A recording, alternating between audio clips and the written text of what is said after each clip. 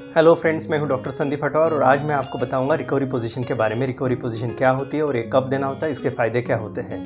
जब भी कोई व्यक्ति बेहोश होकर गिरता है या चक्कर आके गिरता है तो उसके कई कारण होते हैं। आइए ये कारण हम समझने की कोशिश करते हैं और सिंपल और सरल भाषा में उसे हम क्लासीफाई करेंगे, मतलब उसका वर्गीकरण करेंगे। सबसे पहला कारण हम देखते हैं जो है रिलेटेड है ब्रेन के साथ में। इसे हम कहेंगे CNS कॉजेस या सेंट्रल नर्वस सिस्टम कॉजेस या causes related to the brain. सबसे पहला होता है ट्रांजिएंट इस्केमिक अटैक, मतलब TIA। TIA मतलब इस सिचुएशन में पेशेंट की ब्रेन को ऑक्सीजन का सप्लाई या खून का सप्लाई कम होता है और उसकी वजह से मोमेंटली पेशेंट को चक्कर आती है और पेशेंट ज़मीन पर गिर जाता है। दूसरा होता है स्ट्रोक। स्ट्रोक दो टाइप के होते हैं, हेमोरेजिक एंड एम्बोलिक।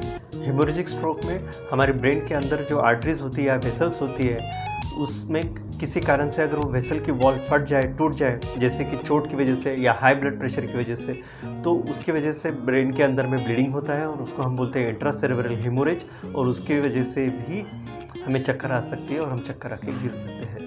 दूसरा है एम्बोलिक एपिसोड।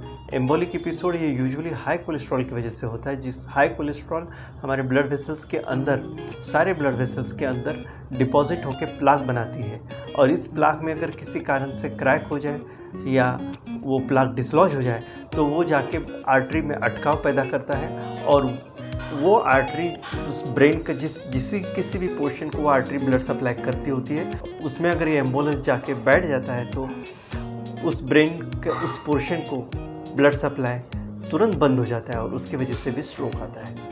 फिर होता है कन्वल्शंस। कन्वल्शंस मतलब फीट या आकड़ी।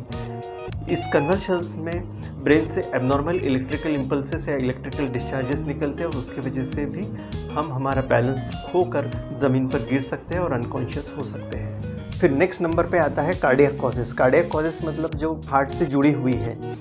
सबसे पहला हमें सबको मालूम है हार्ट अटैक, वो ही एक कारण होता है जिसकी वजह से चक्कर आ सकती है। दूसरा एक तो रिदम डिस्टर्बेंसेस, मतलब कि हार्ट का जो पंपिंग होता है वो पंपिंग अगर नॉर्मल तरीके से ना हो, एक्सेस पंपिंग हो या पंपिंग ही ठीक से ना हो, तो उसकी वजह से भी हमें चक्कर आ सकती है, जिसको हम कहते हैं कि रिदम डिस्टर्बेंसेस या एबनॉर्मल रिदम या एक्टोपिक्स।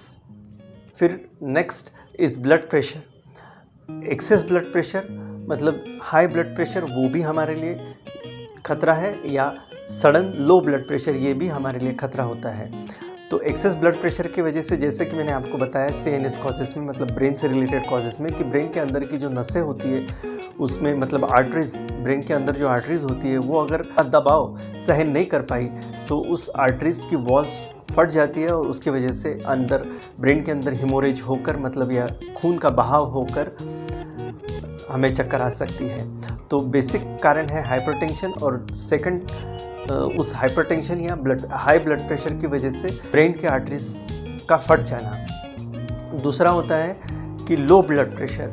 अगर ब्लड प्रेशर काफ़ी कम हो जाता है और सडनली ब्लड प्रेशर कम हो जाता है, जैसे कि देखा जाता है एक्टोपिक्स में हो सकता है, या तो फिर अगर पोस्चुरल हाइपोटेंशन, मतलब सडनली हमने अगर हमारी पोजीशन या हमारा पोस्चर चेंज किया तो ब्लड प्रेशर तुरंत गिर जाना, उसे हम कहते हैं पोस्चुरल हाइपोटेंशन।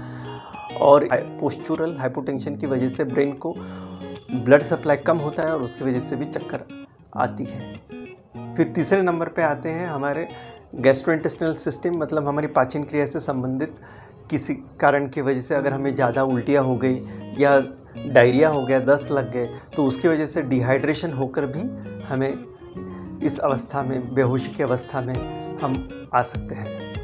फिर हाइपोग्लाइसीमिया, जैसे कि हम जानते हैं डायबिटीज़ में एक्सेस ब्लड शुगर हो जाती है, मतलब ब्लड लेवल्स शुगर के काफ़ी हाई हो जाते हैं, वैसे ही इस कंडीशन में ब्लड शुगर लेवल्स फॉल भी हो सकते हैं, और ऐसी सिचुएशन को कहते हैं हाइपोग्लाइसीमिया, और उसमें भी हमें चक्कर आ सकती है। अगर ऐसा मरीज़ हमें दिखता है जो चक्कर आके गिर गया है ज़मीन पर, तो ऐसे इस सिचुएशन में हमने क्या करना चाहिए? सबसे पहला काम तो हमने किसी डॉक्टर को या मेडिकल हेल्प के लिए हमने कॉल करना चाहिए, मगर जब तक मेडिकल हेल्प या कोई डॉक्टर उस जगह पर अवेलेबल नहीं होता तो उस समय पर हमने उस मरीज़ की जान बचाने के लिए, उसे फर्दर कॉम्प्लिकेशंस प्रिवेंट करने के लिए हमने रिकवरी पोजीशन देना चाहिए। आइए जानते हैं रिकवरी पोजीशन क्या है और इसके फ़ायदे क्या क्या है और हमने इसे कैसे देना चाहिए। अगर कोई व्यक्ति नीचे ज़मीन पर गिर जाता है चक्कर आकर या होश खो बैठता है, तो उस समय पर उसकी ज़ुबान, टंग जो है वो पीछे की तरफ गिरकर टंग फॉल हो जाता है, और टंग फॉल की वजह से उसका जो सांस का पाइप है, जो विंड पाइप है, उसके ऊपर ऑब्स्ट्रक्शन पैदा होता है और उसको सांस लेने में परेशानी होती है। दूसरा, अगर उसके मुंह में कुछ सिक्रीशंस हैं तो वो सिक्रीशंस, वो एस्पिरेट मतलब वो सिक्रीशंस भी विंड पाइप में जा सकते हैं और उसके वजह से भी उससे सांस लेने में परेशानी हो सकती है। या पेट का खाना अचानक उल्टी के ज़रिए मुंह में आ गया, उस खाने के कुछ पार्टिकल्स अगर उसके विंड पाइप में चले जाए तो उसकी वजह से भी उससे प्रॉब्लम हो सकती है। ये सारी चीज़ें प्रिवेंट करने के लिए और एयरवे की पेटेंसी प्रॉपरली मेंटेन करने के लिए हमें पेशेंट को रिकवरी पोजीशन में रखना होता है।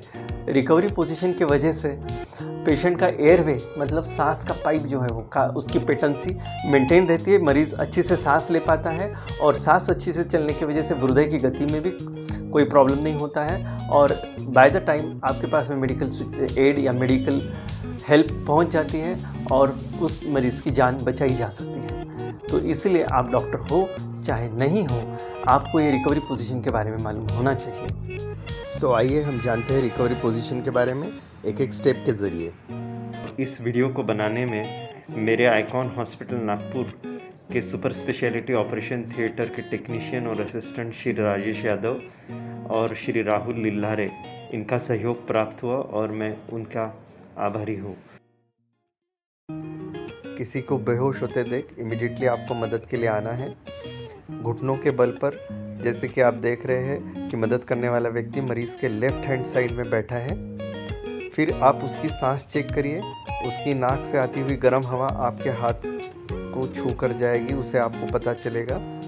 नेक्स्ट आप उसकी पल्स देखिए, जहाँ हम मेजर पल्स मतलब कैरोटिड पल्स चेक कर रहे हैं। फिर मरीज़ से संपर्क करने की कोशिश करिए। अगर संपर्क नहीं हो सका तो मरीज़ की परिस्थिति गंभीर है, हमें रिकवरी पोजीशन के लिए बढ़ना है। अब लेफ़्ट हैंड को आप पहले इस तरीके से रखिए ताकि तलवा आसमान की तरफ हो।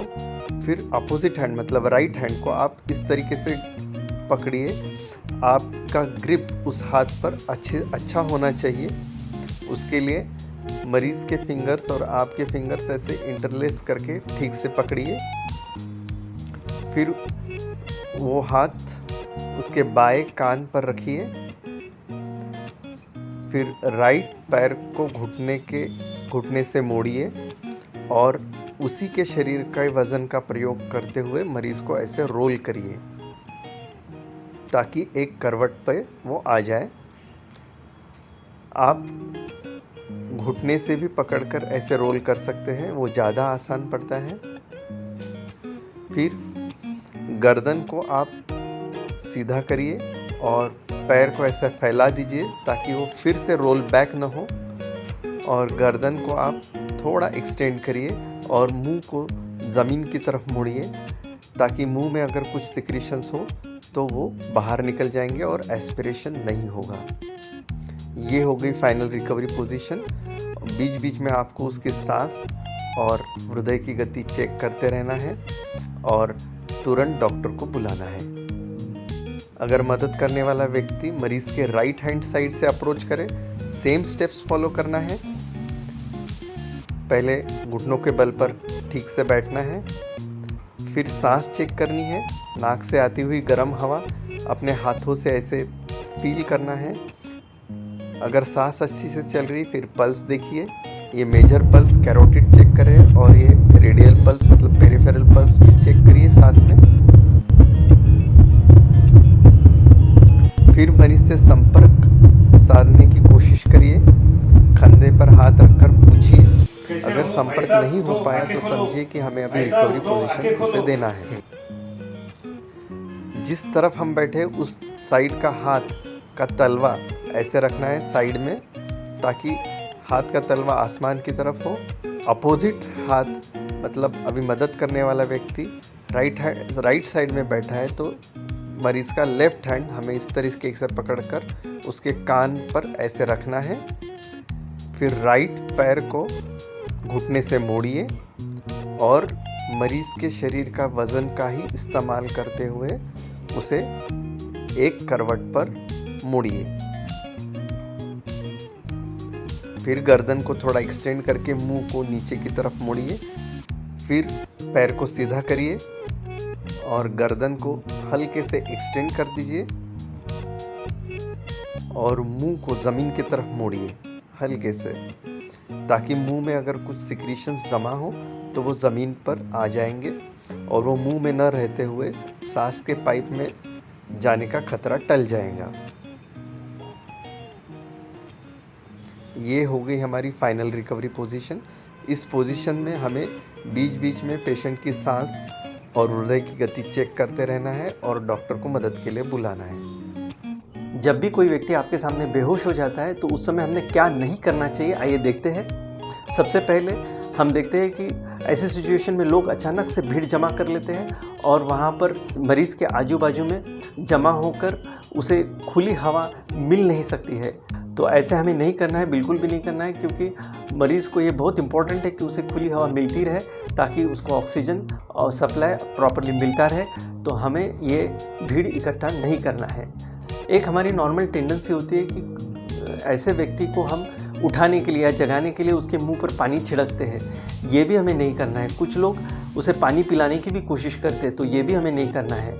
फिर ये देखा गया है कि कुछ लोग उसे ऑफेंसिव ऑर्डर्स, मतलब प्याज हो गया या कुछ ऐसी चीज़ें सूंघाने की कोशिश करते हैं जिससे कि वो होश में आ जाए, ये भी गलत है, ये हमें नहीं करना है। कुछ लोग उसे तुरंत खींच कर बिठाने की कोशिश करते हैं या खड़े करने की कोशिश करते हैं, ये बहुत ही गलत है। और इसकी वजह से ब्रेन को नीचे गिरने की वजह से अगर उसका ब्लड सप्लाई ब्रेन का इम्प्रूव होता है तो हम इमीडिएटली उसको बिठाने की कोशिश करेंगे तो उस समय फिर से ब्रेन का ब्लड सप्लाई हैम्पर हो सकता है, या खड़े करने की कोशिश करेंगे तो ब्रेन का ब्लड सप्लाई हैम्पर हो सकता है, या व्यक्ति अगर ठीक से होश में ना हो तो फिर से गिर कर उसे चोट लग सकती है। तो ये हमें बिल्कुल भी नहीं करना है, ना ही उसे उठा के बिठाना है और ना ही उसे हमें खड़ा करना है। अगर उस व्यक्ति की सांस और दिल की धड़कन नॉर्मल चालू है तो हमें कुछ भी नहीं करना है, रिकवरी पोजीशन में ला के रख देना है और मेडिकल हेल्प या डॉक्टर को आने तक के हमें उसकी सांस और दिल की धड़कन चेक करते रहना है। किसी कारण से अगर दिल की धड़कन नहीं लग रही है या पल्स हमें नहीं लग रही है या फिर पेशेंट की सांस रुकी हुई लगती है